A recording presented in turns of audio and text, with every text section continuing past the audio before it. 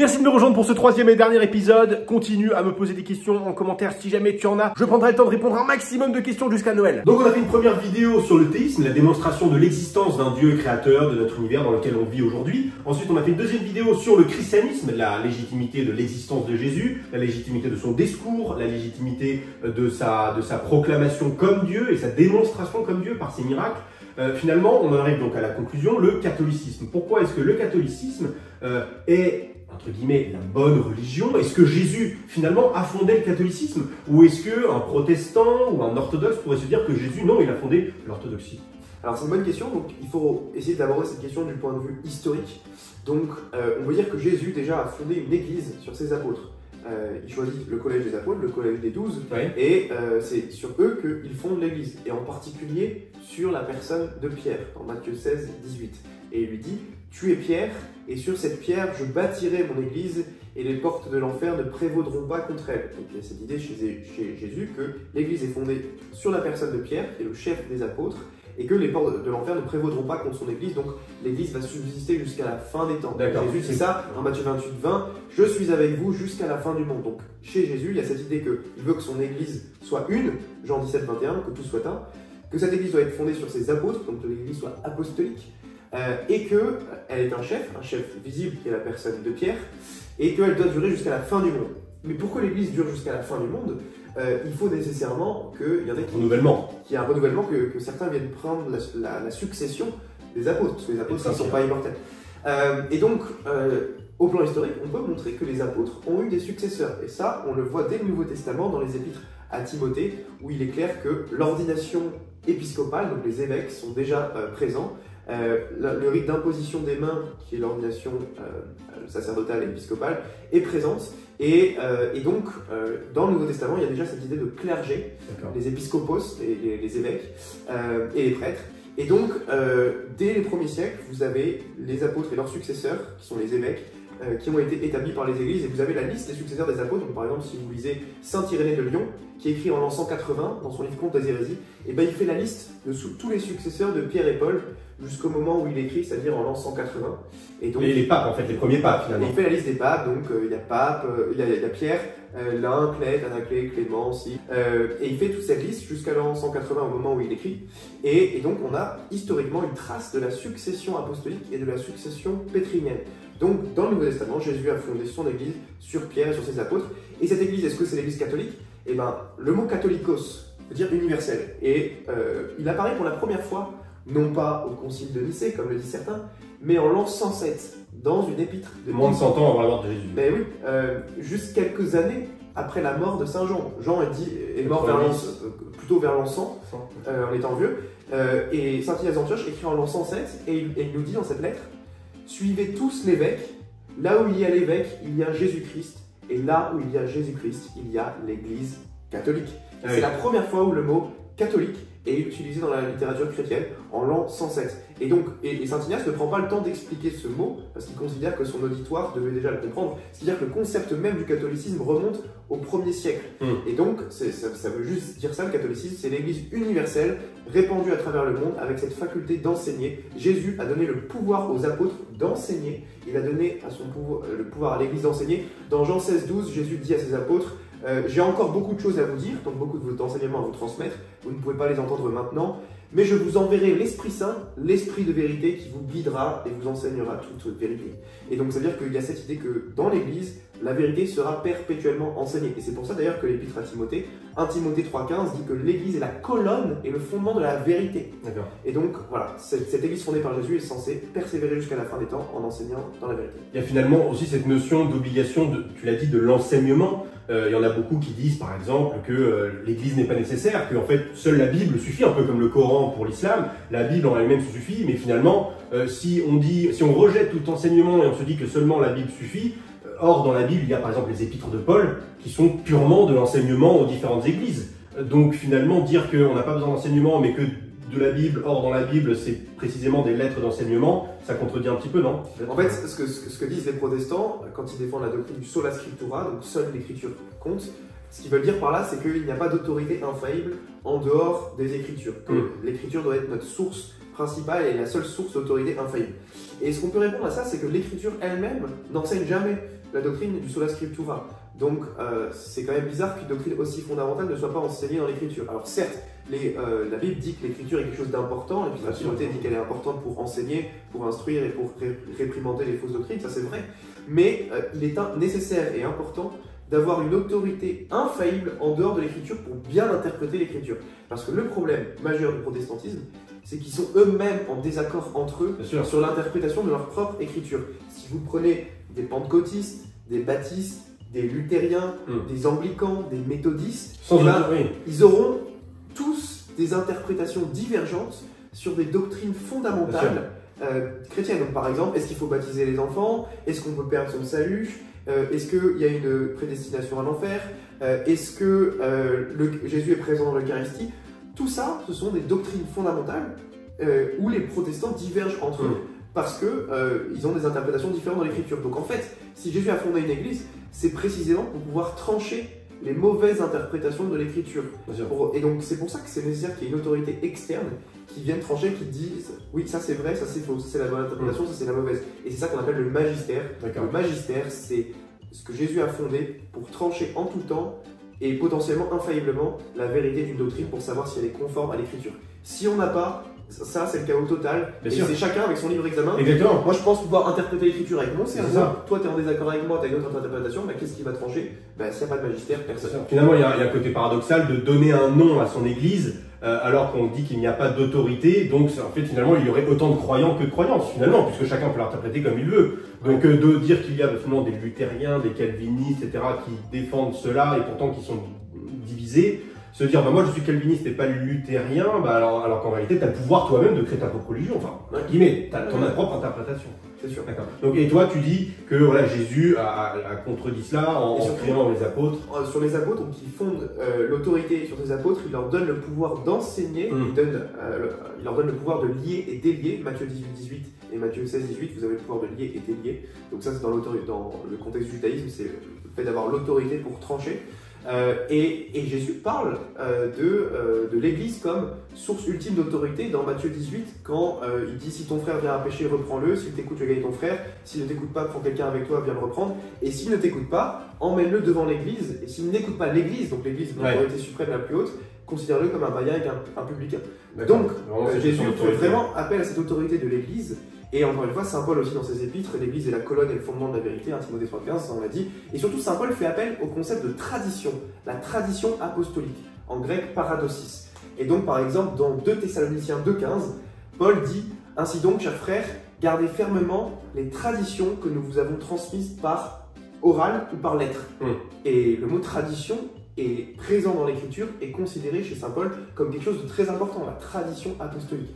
Donc c'est dans le catholicisme, on a l'Écriture, la tradition qui est susceptible d'interpréter l'Écriture, et le magistère qui vient trancher en cas de querelle, si certains s'opposent sur des doctrines fondamentales pour intervenir et dire non ça c'est vrai, ça c'est faux. Et jusque-là, l'Église, on est en 2024, et bientôt 2025, l'Église n'a jamais remis en question quelque chose qui était traditionnel ou dogmatique dès les premiers chrétiens. Finalement, l'Église catholique actuelle n'est qu'une continuité et il n'y a jamais eu de remise en question, d'annulation, de dogme. Il n'y a pas eu de contradiction dans les dogmes. Il peut y avoir ce qu'on appelle un développement dogmatique, ce que le cardinal Newman appelle un développement homogène du dogme, c'est-à-dire qu'un dogme, c'est une vérité divinement révélée par Dieu, mais parfois on ne la saisit pas tout de suite. Par exemple, la Trinité, la formulation du dogme trinitaire a pris plusieurs siècles. Et donc, il n'y a pas de contradiction avec ce qui est dit dans le Passio, c'est juste que petit à petit, on peaufine, on approfondit. La Vierge au 19e siècle sur l'Immaculée Conception, etc. Voilà. Le fait que Marie n'avait jamais péché pendant sa vie, c'est quelque chose qui a été enseigné par énormément de pères de l'Église, mais tout ça, enfin, le dogme de l'Immaculée Conception n'a été de conclusion plus tard. Donc c'est quelque chose quand même débattu chez les pères de l'Église, mais au final, c'est l'autorité ecclésiale fondée par Jésus-Christ qui peut trancher ce genre de choses. Et qui peut dire oui, ce camp-là a raison, ce camp-là a tort. Et là, tout catholique doit se soumettre, c'est-à-dire adhérer, en faire confiance que l'Esprit Saint a fondé cette Église et que cette Église est là jusqu'à la fin des temps pour enseigner la vérité. Et donc, je me soumets à son enseignement. D'accord. Et aussi, on a d'autres choses en commun, mais c'est vrai qu'un point qui est quand même assez rejeté par pas mal d'églises, c'est la transsubstantiation.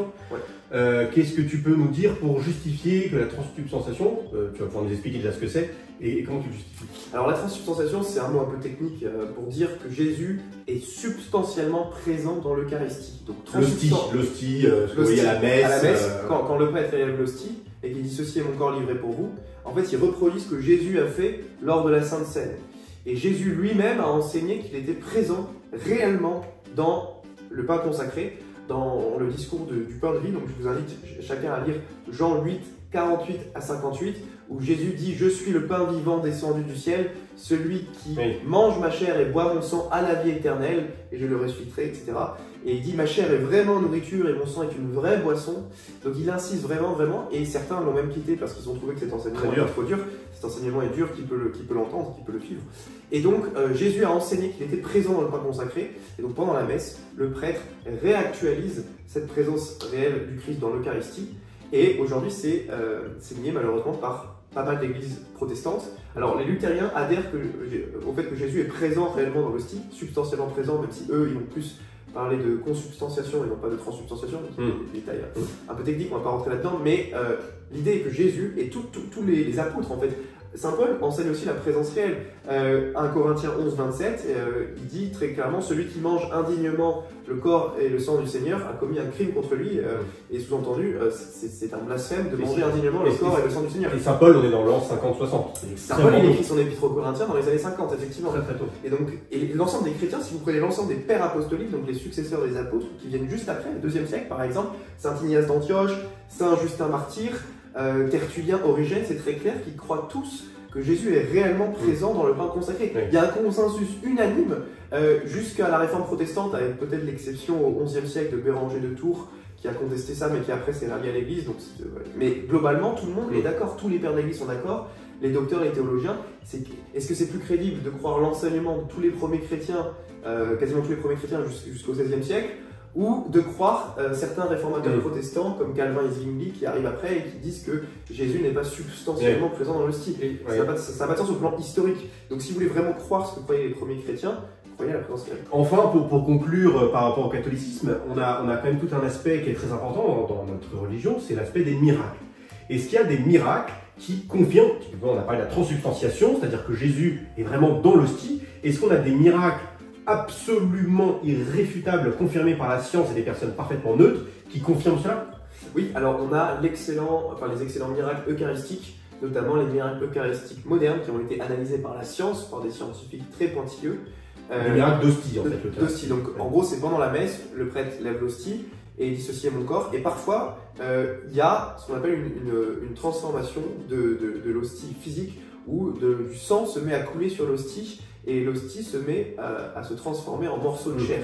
Alors ça peut paraître dingue dit comme ça, bien sûr. Mais en fait, derrière, ces morceaux-là sont envoyés au laboratoire par des scientifiques qui les sans dire ce que c'était à la base. Et dans le cas de Buenos Aires de 1996, effectivement, il y a ces morceaux d'hostie qui ont été envoyés à des médecins qui eux-mêmes ont découvert que c'était du sang humain vivant, de la chair humaine vivante. Dans le cœur, je crois. Dans le cœur, et après, vu qu'ils ont vu que c'était un morceau de cœur, ils l'ont envoyé en anonyme au meilleur expert mondial de la planète en pathologie cardiaque qui s'appelle le docteur Frédéric Zoukibé, donc vraiment l'expert mondial dans le domaine du cœur, en disant est-ce que vous pouvez nous analyser ça s'il vous plaît, sans dire que ce morceau provenait d'une hostie pour ne pas le biaiser.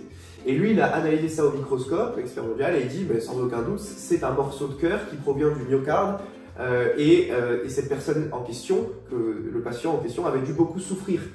Et là on a toutes les traces de la passion qui sont décrites. Et il dit que le morceau, la chair est vivante parce qu'il y a encore les globules blancs, les globules blancs qui sont vivants dedans. Alors que le morceau d'hostie avait passé 3 ans dans de l'eau distillée. L'eau distillée, normalement, c'est pas du tout propice au maintien des nutriments, et donc le morceau aurait dû être complètement mort. Et donc ça, c'est assez incroyable. Et il n'y a pas que des cas comme ça. Vous en avez 130 qui ont été répertoriés dans l'histoire par Carlo Acutis, et notamment au moins 5 ou 6 analysés médicalement par la science. Et le meilleur livre à ce sujet, c'est le livre de Franco Serafini qui s'appelle A Cardiologist Examines Jesus, un cardiologue examine Jésus, cardiologue de métier, très précis au niveau scientifique, vous avez toutes les sources scientifiques, les détails, les photos, etc. Et donc là-dedans, il vous montre 5 cas qui ont été analysés par la science récemment. Donc Lanciano, Buenos Aires, le cas de Sokolka en Pologne, Tixla en Pologne, et Legnica, donc c'est des cas qui datent jusqu'à 2013, hein, donc c'est assez récent. Et à chaque fois, vous avez des études scientifiques très poussées, faites par des experts mondiaux dans ces domaines. Et donc, je vous renvoie ici notamment à l'excellente vidéo de mon ami Ignis, qui a la chaîne YouTube Ignis et qui a fait la vidéo la plus détaillée sur ces questions des miracles eucharistiques. Vous pouvez le retrouver sur la chaîne Ignis. Et on peut citer également des miracles purement visuels, des apparitions. Le cas le plus récent, en tout cas, qui a été photographié, c'est les apparitions à Zaytoun, c'est ça? Oui, on a le cas sur le toit d'une église, et qui serait apparu, je crois, à des centaines de milliers de personnes sur plusieurs mois, dont des musulmans qui se sont convertis, des juifs de toute religion. Donc c'est sur une église copte, et ça s'est passé au Caire, à Zaytoun. Et donc, ce qui s'est passé, c'était, on est en 1968, donc il n'y a pas si longtemps que ça, et vous avez deux musulmans qui voient une dame qui sur le toit d'une église copte, et qui croit qu'elle est en train de se suicider, qu'elle va sauter. Et donc il sort dehors pour lui dire de ne pas le faire.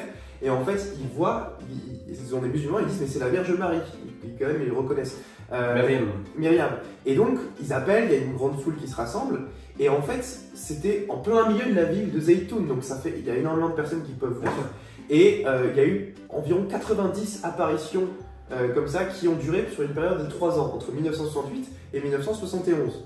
Et au total, on estime que sur ces périodes de 3 ans, 1 million de personnes ont dit voir la Vierge Marie, qu'il y avait 1 million de personnes dans la foule au total. Et l'apparition où il y a eu le plus de personnes à la fois, simultanément, en même temps réunies, 250 000. Donc c'est encore largement supérieur au miracle de Fatima. Et là-dessus, vous avez même des photos de l'apparition de la Vierge à Zaytoun. Et il y a eu une enquête policière sur place pour voir si ça pouvait être un canular. Ils ont même coupé l'électricité dans la ville, dans les 15 km aux alentours, pour savoir si ça pouvait être un projecteur ou un hologramme ou des choses comme ça. Et quand toute l'électricité était éteinte, on voyait encore l'apparition qui était présente. Donc il y a eu vraiment une enquête sérieuse, et c'est vraiment un cas très très difficile à expliquer si vous êtes protestant, athée, enfin si vous n'êtes pas chrétien, quoi. Si vous n'êtes pas catholique ou orthodoxe. Donc voilà, donc je dirais que c'est un argument fort qui confirme la vérité du catholicisme. Très bien. Eh ben, écoute, merci. Comme d'habitude, on aura encore plein de sujets dont on pourrait discuter, plein de miracles et d'arguments. On va s'arrêter là pour cette vidéo. Surtout, n'hésitez pas, comme d'habitude, posez vos questions en commentaire, vos objections, même après Noël, après cette vidéo, je continuerai à répondre par des petits shorts aux commentaires en vidéo. Donc n'hésitez pas. Vous pouvez également retrouver le livre de Mathieu Soyez rationnel, devenez catholique. Je le mettrai comme d'habitude dans le commentaire, dans le premier commentaire épinglé et dans la description. N'hésitez pas à vous le procurer. Merci beaucoup en tout cas Mathieu pour cette série de vidéos. J'espère que vous allez passer en tout cas de belles fêtes de Noël. Je vous dis à très bientôt. Salut!